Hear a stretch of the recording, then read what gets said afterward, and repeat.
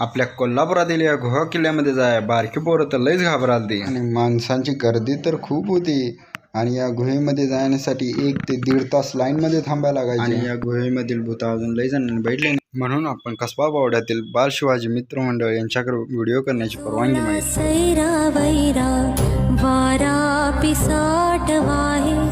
भयभीत उभे हे झाड पान पान शांत आहे सावल्या मुख्याने हलती भवताली विणती माया डोहाच्या खोल तळाशी अतृप्त पसरली छाया निशब्द तरंग उठती अंधार चांदणे हाले आकार गूढ धुक्याला आले विरून गेले.